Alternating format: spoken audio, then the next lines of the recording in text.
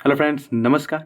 कैसे हैं आप लोग? मैं ऐसा करता हूँ, उम्मीद करता हूँ सब लोग स्वस्थ होंगे, मस्त होंगे। क्योंकि डेली करंट अफेयर की वीडियो मैं यहाँ पे डालता था, लेकिन वो नहीं डालता हूँ। उसकी जगह पे मैं ज्योग्राफी की सीरीज चला रहा था। लेकिन अब मैं ये सोच रहा हूँ ना कि फिर से करंट अफेयर की वीडियो डालूंगा। ओके। तो और इस साथ ही साथ मैं ज्योग्राफी की सीरीज भी यहाँ पे चलाऊंगा। क्वेश्चन आंसर यहाँ पर बता रहा था। इससे पहले मैं ब्रह्मांड बता चुका था, सौरमंडल बता चुका था, ग्रहों से संबंधित बात यहाँ पे बात हो चुकी थी। अब यहाँ पे हम पृथ्वी संबंधित बात करेंगे। पहले तो देखेंगे यहाँ पे अक्षांश और देशांतर रेखाएं क्या होती हैं, उससे संबंधित जो भी महत्वपूर्ण प्रश्न है उसको भी मैं कराऊंगा। और जो फिटको की समस्या है ना यहाँ पे, उसको भी मैं यहाँ पे सॉल्व कराऊंगा। ठीक है, तो देर नहीं करते हुए शुरू करते हैं। उससे पहले मैं आपसे एक रिक्वेस्ट करूंगा, ज़्यादा से ज़्यादा वीडियो को लाइक शेयर सब्सक्राइब करना ना भूलें प्लीज़। ओके, तो चलिए शुरू करते हैं।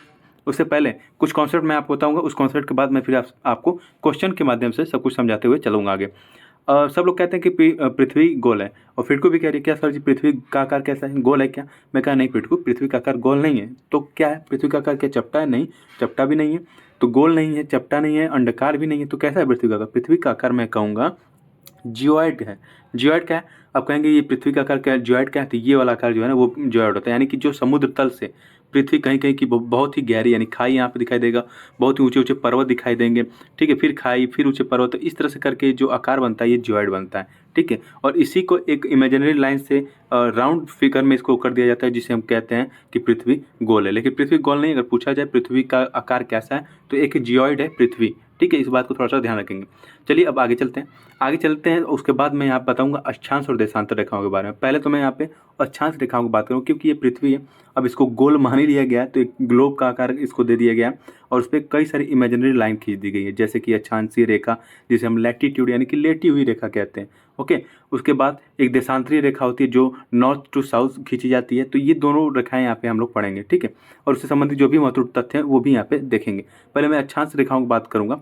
पहले देखिए, ये तो एक ग्लोब है। ओके, इस ग्लोब पे आप देखेंगे कि बीचों बीच ना एक लाइन जाती है, जिसको हम कहते हैं 0 डिग्री या विषुवत रेखा। ठीक है, तो ये भी एक अक्षांशीय रेखा है। ओके, ये भी एक अक्षांशीय रेखा है। और ये आप इतना ध्यान रखिएगा, जो अक्षांशीय रेखाएं होती है ना, वो पश्चिम से पूर्व की तरफ खींची जाती हैं, पश्चिम से पूर्व की तरफ खींची जाती हैं। और जो देशांतरीय रेखा होती है वो उत्तर से दक्षिण की तरफ खींची जाती है। इस बात को ध्यान रखेंगे। ओके, तो यहाँ पे देखेंगे जो अक्षांशीय रेखा है उसको पूर्व से पश्चिम की तरफ मैंने खींचा।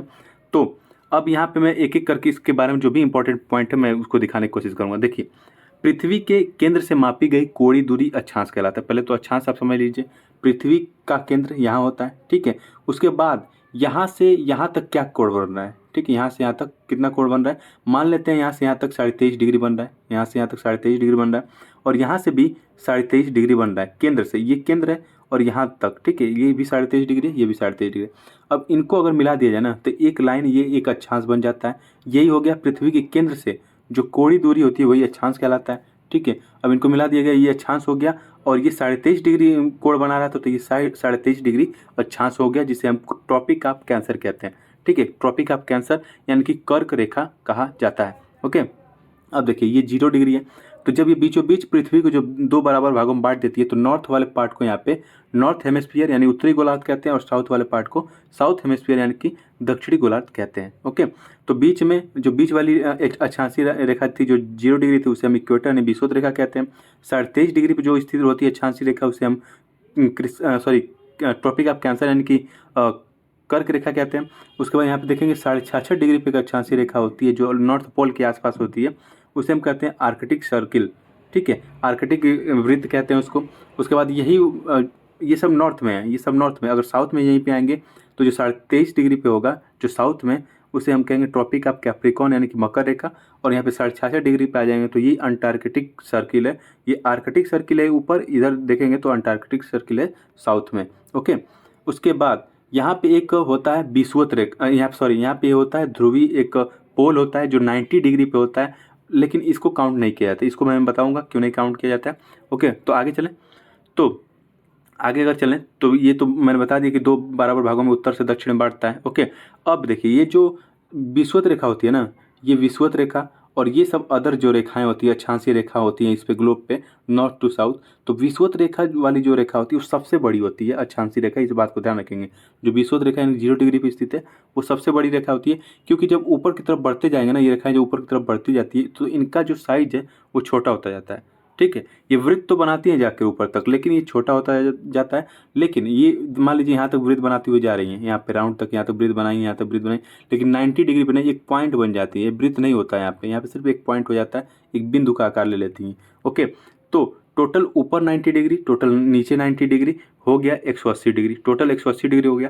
लेकिन ऊपर ये मैंने बताया कि ये बिंदु बनाती हैं, यहाँ पे कोई रेखा नहीं होती है, क्योंकि और रेखा वही होगी जब दो बिंदुओं को जो लाइन जोड़ती है उसे हम रेखा कहते हैं। तो यहाँ पे दो बिंदु कोई है ही नहीं, एक ही बिंदु है 90 डिग्री। तो एक बिंदु ये 90 डिग्री और एक बिंदु ये 90 डिग्री, ठीक है। ये दो 90 डिग्री यहाँ से, मतलब दो बिंदु यहाँ से निकल जाएंगे 180 में से। 180 में से जब ये दो बिंदु निकल जाते हैं तो बचता है 178 डिग्री, सॉरी 178 रेखाएं बचती हैं। उसके बाद 0 डिग्री यानी विषुवत रेखा को भी इसमें काउंट कर लेंगे तो ये हो जाता है 179 रेखाएं, ठीक है। अगर पूछे कि अक्षांशीय रेखा कितनी होती हैं तो 179 होती हैं। अगर पूछे आपसे कि दो अक्षांशीय रेखाओं के बीच में दूरी कितनी होती है तो दो अक्षांशीय रेखाओं के बीच में दूरी 111 किलोमीटर होती है। इस बात को भी थोड़ा सा ध्यान रखेंगे। ओके, ये तो अक्षांश के बारे में बात कर लिए। अब बात करते हैं देशांतर रेखाओं के बारे में, यानी कि जो लॉन्गिट्यूड होती हैं उनके बारे में बात करते हैं। अब देखिए, ये तो हुआ था 0 डिग्री, ठीक है। मान लेते हैं, सॉरी इसको ना लीजिए, ये वाला मान लेते हैं, ये था 0 डिग्री। ओके, ये 0 डिग्री अक्षांशीय रेखा था। अब देशांतरी रेखा की बात करेंगे तो ये देखिए, ये है देशांतरी रेखा, इसे हम कहते हैं 0 डिग्री देशांतरी रेखा या प्राइम मेरिडियन लाइन, ठीक है। या तो प्राइम मेरिडियन लाइन या फिर 0 डिग्री देशांतरी रेखा। ओके, तो इस बात को थोड़ा सा ध्यान रखेंगे। और ये उत्तर से दक्षिण की तरफ खींची जाती हैं, और ये जो नॉर्थ पोल होता है और साउथ पोल, इन दोनों को ये रेखाएं मिलाती हैं। क्योंकि देखिए, ये वाली नॉर्थ पोल से चल के आ रही है उत्तर से, दक्षिण में सीधे इस पोल को मिला दिया। ये इधर से आ रही है, ये इसको मिला दी, ठीक है। ये इधर से इसको मिला दी, फिर ये इधर से फिर नॉर्थ टू साउथ मिला दिए, मतलब ये दोनों पोलों को जोड़ती हैं। ओके, ये क्लियर हो गया। उसके बाद ये जो 0 डिग्री देशांतरी रेखा है ना, इसके जब अगर आप पूरब की तरफ जाएंगे, ठीक है, इसके जब पूरब की तरफ जाएंगे तो समय घटता जाता है, और इधर जब जाएंगे तो ये समय बढ़ता जाता है। समझ में आ रहा है? क्योंकि जब सूर्योदय होगा तो सबसे पहले इधर आपको सूर्य की किरण नजर आएंगी, उसके बाद धीरे धीरे इधर सूर्य की किरण पहुंचती है, ठीक है। इस बात को ध्यान रखेंगे, यानी कि सुबह सबसे पहले इधर होती है, इसलिए जापान को उगता सूर्य का देश कहा जाता है। तो इस बात को भी ध्यान रखेंगे, ठीक है। तो इधर समय घटता है और इधर समय बढ़ता है। जब इधर समय घटता है तो मैं अगर यहाँ पे बताना चाहूँ आपको, तो देखिए, मैंने बताया कि इधर समय घटता है, ठीक है, और ये है 0 डिग्री देशांतरी रेखा। तो जब इधर समय घटता है तो ये भारत की स्थिति यहाँ पे 82.5 डिग्री पे आपको पता है, ठीक है। 82.5 डिग्री जो मानक समय है भारत का, वहाँ से जो बीचों बीच रेखा गुजरती है तो उसकी बात कर रहा हूँ। तो 82.5 डिग्री की बात करें तो ये ग्रीनविच यानी 0 डिग्री से 82.5 डिग्री जब जाएंगे तो ये 5.5 घंटे की दूरी यहाँ पे नजर आएगी ग्रीनविच से, ठीक है। यानी कि जो मुख्य देशांतर रेखा है यहाँ से यहाँ तक 5.5 घंटे का अंतर आपको नजर आएगा। इस बात को ध्यान रखेंगे, ठीक है।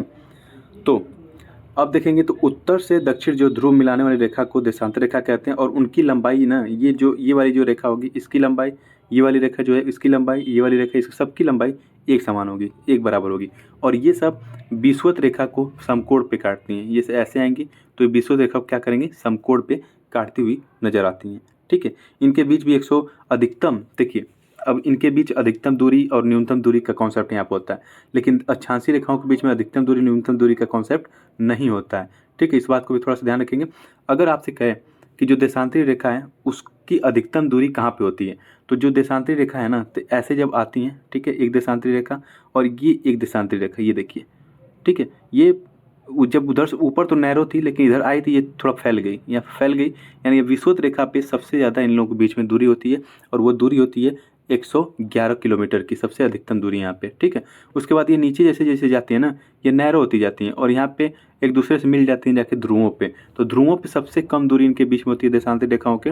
ध्रुवों पे 0 किलोमीटर यहाँ पे दूरी होती है, और विषुवत रेखा पूछे तो 111 किलोमीटर अधिकतम दूरी होती है विषुवत रेखा पे, ठीक है। इस बात को ध्यान रखेंगे।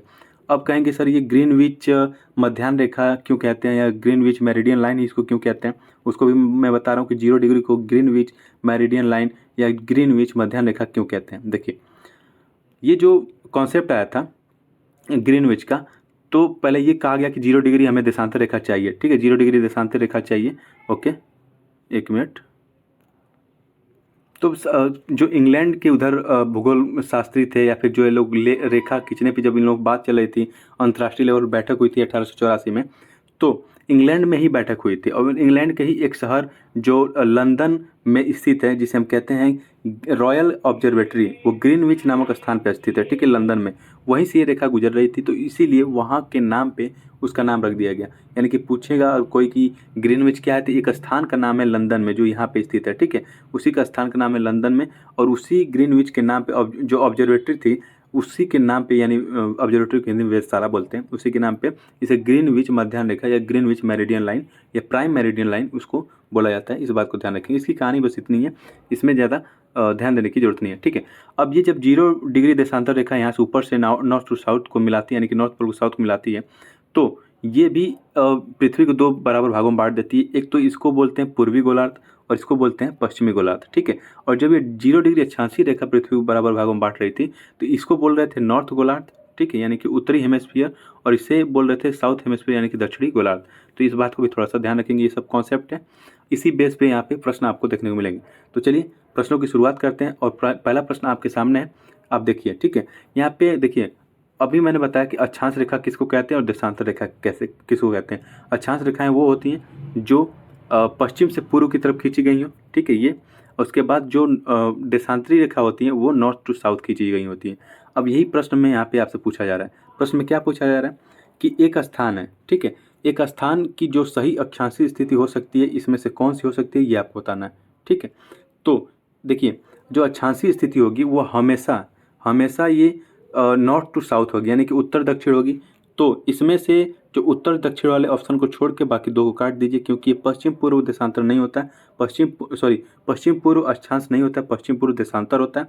तो यहाँ पे पश्चिम और पूर्व वाला ऑप्शन यहाँ पे कट जाएगा, ठीक है, और यहाँ पे बचेगा उत्तर और दक्षिण का। तो इसमें से कोई एक हो सकता है। अभी मैंने जब बताया, यहाँ पे जब मैं समझा रहा था आपको, तो यहाँ बताया कि 90 डिग्री तक ये अक्षांशीय रेखाएं जाती हैं, तो 90 डिग्री से ज़्यादा नहीं होनी चाहिए। तो यहाँ पे 90 डिग्री से ज़्यादा यहाँ पे दिया, तो ये भी नहीं सही होगा। इसका सही आंसर हो सकता है कोई एक अक्षांशीय स्थिति, इसमें 45 डिग्री साउथ हो सकती है, ठीक है, क्योंकि अक्षांशीय जो स्थिति होगी हमेशा साउथ और नॉर्थ में लिखी जाएंगी, ये भी ध्यान देंगे आप। आगे चलें, तो यहाँ पे मैंने वो कॉन्सेप्ट समझा दिया कि अक्षांश रेखा किसे कहते हैं। तो ये जो 0 डिग्री होता है उससे जो ये कोण बनता है ना, ठीक है, उसी को हम अक्षांशीय रेखा कहते हैं, क्योंकि इसको मिला देते हैं तो ये अक्षांशीय रेखा बन जाता है और ये केंद्र बिंदु से लिया जाता है, ठीक है। और ये भी मैं आपको बता दिया कि टोटल 180 अक्षांशीय रेखाएं होती हैं, टोटल 180 अक्षांशीय रेखाएं होती हैं, ओके। और जब यहाँ पे 0 डिग्री भूमध्य रेखा को भी मिला देते हैं तो ये हो जाता है 181।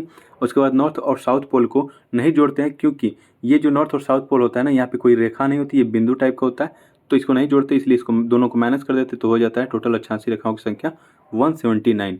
अगर पूछे अक्षांशीय रेखाओं की संख्या कितनी है तो 179 है, और पूछे अक्षांशीय बिंदुओं की संख्या कितनी है तो 181 आप बता सकते हैं, ओके।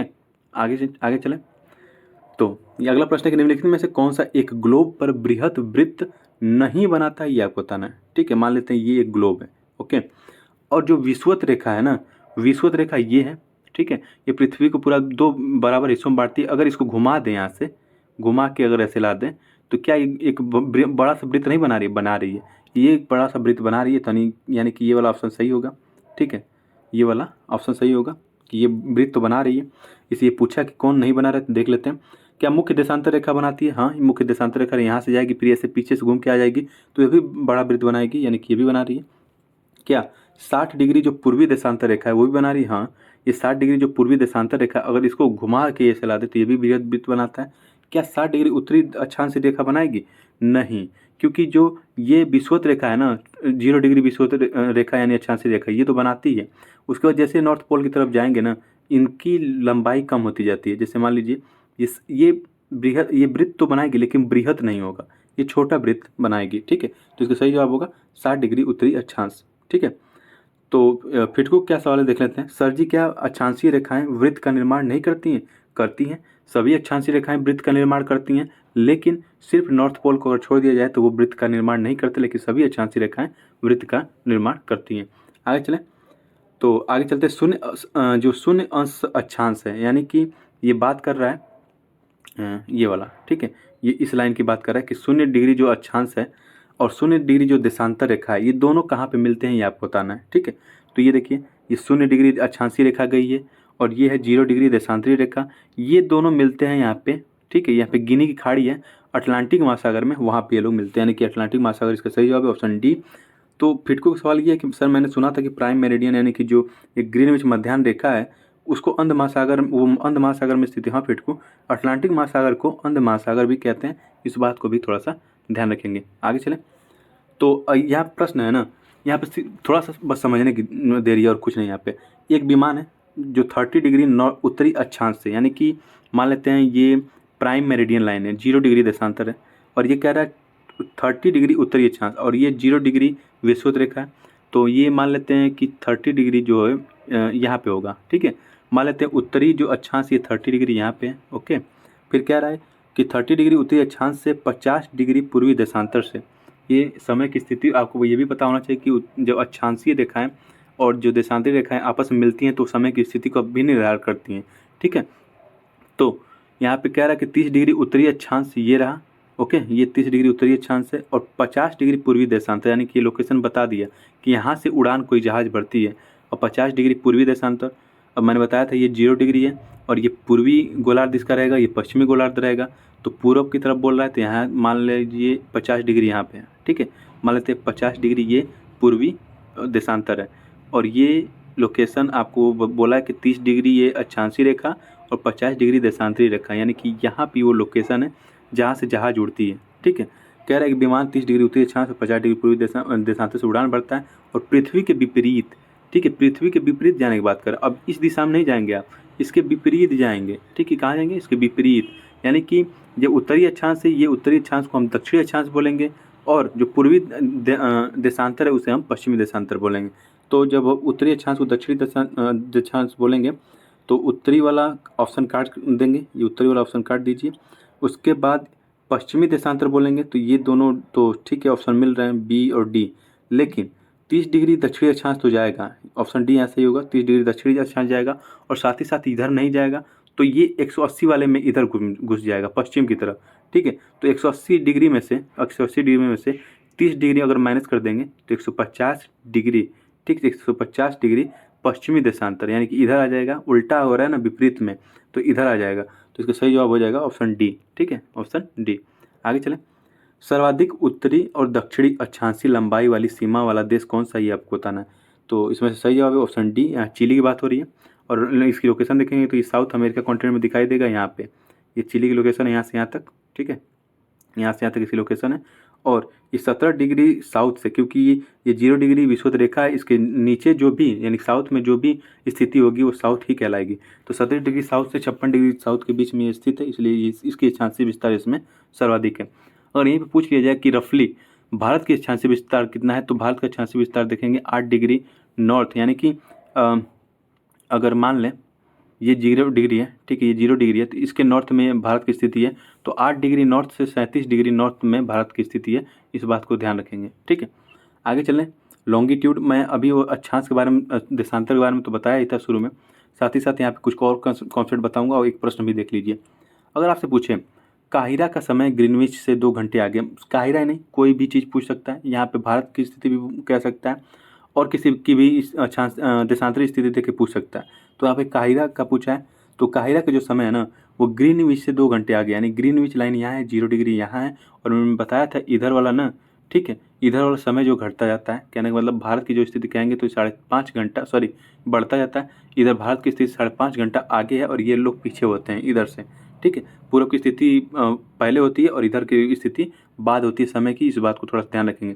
कह रहे काहिरा का समय ग्रीनविच से 2 घंटे आगे है, यानी कि इधर की बात कर रहा है, ये ग्रीनविच से 2 घंटे आगे यानी कि इधर की बात कर रहा है। अतः स्थित किस देशांतर पर स्थित है ये आपको बताना है। चलिए, इसको बताने से पहले मैं एक कॉन्सेप्ट यहाँ पे बताना चाहूँगा। कौन सा कॉन्सेप्ट है? देखिए, ये है ग्लोब और ये है पृथ्वी। पृथ्वी आपको पता है कि अपने अक्ष पे 24 घंटे में 360 डिग्री घूमती है, ठीक है। तो अब यहाँ पे देख लीजिए 360 डिग्री कितने घंटे में, 24 घंटे में घूमती है। इसे कट पिट करेंगे आप, ठीक है, इसे कट पिट करेंगे तो 1 घंटे में 15 डिग्री घूमेगी, ठीक है। और कहा जाए तो 1 घंटे में ये 15 डिग्री घूमती है, ओके। ये कह रहा है कि 2 घंटा, ठीक है, 2 घंटा आगे है, तो यहाँ पे अभी मैंने बताया कि 1 घंटा बराबर 15 डिग्री, तो 2 घंटा बराबर कितना हो जाएगा? 30 डिग्री, ठीक है, 2 घंटा बराबर 30 डिग्री। और ये 0 डिग्री है, और इधर की स्थिति की बात कर रहा है तो ये पूरब में पड़ता है, यानी पूर्वी देशांतर है, तो 30 डिग्री यहाँ पूर्वी देशांतर इसका सही जवाब होगा, ठीक है। आगे चलें। और यहाँ पे मैं एक और बात यहाँ बता दूँ कि ये पूछता है ना कि ये जो 0 डिग्री जो देशांतरी लाइन है वो किन किन देशों से होके जाती है, तो आप बताएंगे यहाँ पे यूनाइटेड किंगडम, फिर बताएंगे फ्रांस, फिर बताएंगे स्पेन, फिर बताएंगे यहाँ पे अल्जीरिया, फिर माली, ठीक है। नाइजर से नहीं जाती, इस बात को ध्यान रखेंगे। उसके बाद यहाँ बताएंगे अल्जीरिया हो गया, माली हो गया, फिर यहाँ पे बताएंगे घाना, ठीक है। तो यहाँ पे टोटल 8 देशों से होकर ये जो प्राइम मेरिडियन लाइन यानी कि 0 डिग्री देशांतर रेखा है वो यहाँ पे गुजरती है, इस बात को ध्यान रखेंगे। यहाँ पे अगला प्रश्न है कि जब 82.5 डिग्री पूर्वी देशांतर यानी कि ये 0 डिग्री है और ये इधर पूरब होता है, इधर पश्चिम होता है, तो कह रहा है 82.5 डिग्री पूर्वी देशांतर यानी कि इस वाली लाइन की बात करें पूर्वी देशांतर, भारत से ही 82.5 डिग्री पूर्वी देशांतर गुजरती है। यानी कि भारत के जो मानक समय है, स्टैंडर्ड टाइम, यानी जहाँ से समय की माप की जाती है भारत में, वो 82.5 डिग्री है, इस बात को ध्यान रखेंगे। और ये भारत की स्थिति की ही बात कर रहा है कि जब 82.5 डिग्री पूर्वी देशांतर पर दोपहर हो, यानी कि मध्याह्न को दोपहर कहते हैं, दोपहर हो तब प्रातः के 6:30 किस देशांतर या अंश पर बजेंगे। अभी मैंने बताया कि ये कह रहा है कि 12 बजे हैं 82.5 डिग्री पे, यहाँ पे 12 बजे हैं। अभी मैंने बताया कि यहाँ से ये जो प्राइम मेरिडियन लाइन है, यहाँ से भारत की स्थिति 5.5 घंटे है, ठीक है। भारत की स्थिति कितने हैं, 5.5 घंटे आगे है, यानी कह सकते हैं प्लस में है भारत की स्थिति। अब ये कह रहा है 6:30 किस देशांतर बजेगा। अगर मान लेते हैं कि यहाँ पे भारत में, ठीक है, 6:30 बजाए, सॉरी, मान लेते हैं इसकी 82.5 डिग्री, इस मतलब 82.5 डिग्री यहाँ की स्थिति है, ओके। तो ये कह रहा है कि यहाँ पे 82.5 डिग्री स्थिति है और ये 5.5 घंटा आगे है। तो अगर मैं 12 में से, ठीक है, 1 मिनट रुक जाइए, अगर 12 में से मैं क्या करूँगा, यहाँ पे जो 5.5 घंटा है, 5.5 घंटा को घटा दूंगा, ठीक है। यहाँ पे 5 घंटा 30 मिनट को घटा दीजिए 12 में से, ठीक है। तो यहाँ बचेगा कितना, 6 घंटा 30 मिनट, यानी कि 6:30 बजे की जो सुबह होगी वो होगी 0 डिग्री देशांतर पर यहाँ पे, ठीक है। और ये 0 डिग्री देशांतर है तो ये पूर्व भी हो सकता है, पश्चिम भी हो सकता है, यानी कि इसका सही जवाब है ऑप्शन डी, इस बात को ध्यान रखेंगे, ओके। आगे चलें, तो मैं यहाँ पे लिख भी दिया हूँ, देखिए जो इंडियन स्टैंडर्ड जो टाइम होता है, IST जो होता है, जिसे भारतीय मानक समय कहते हैं, वो 5.5 घंटे के अंतर पे होता है 0 डिग्री से लेके भारत की स्थिति तक, ठीक है। और ये 82.5 डिग्री पे स्थित है और ये इलाहाबाद के नैनी से होकर गुजरता है, ये भी थोड़ा सा ध्यान रखेंगे। आगे चलें, तो यदि दो स्थानों की स्थिति में 90 डिग्री देशांतर का अंतर है, तो अभी मैंने बताया कि ये 90 डिग्री देशांतर के अंतर की बात कर रहा है, यानी कि मैं बताया था कि 1 घंटा बराबर 15 डिग्री है, ठीक है। तो ये 90 डिग्री देशांतर की बात बता रहा है, 90 डिग्री यानी कि 15 में 6 का गुणा कर देंगे, यानी कि 1 घंटा 15 मिनट, यानी 6 घंटा में 90 मिनट हो जाएगा। तो इसका सही जवाब है 6 घंटे का समय अंतर होगा, ओके।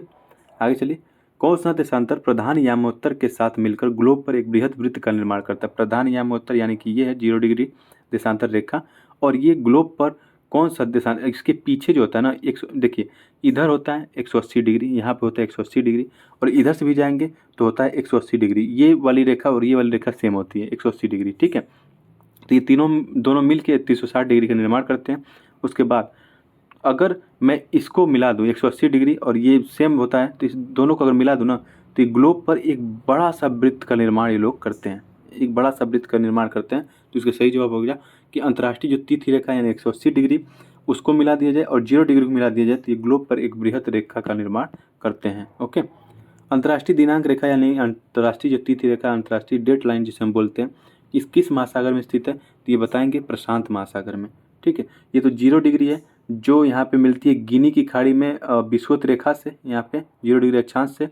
अगर पूछे 180 डिग्री जो है ना, 180 डिग्री को हम अंतर्राष्ट्रीय तिथि रेखा भी कहते हैं, वो कहाँ स्थित है, तो वो प्रशांत महासागर में स्थित है। ये देखिए ये इसकी स्थिति है, ये प्रशांत महासागर पूरा, और ये 180 डिग्री, ठीक है, लाइन।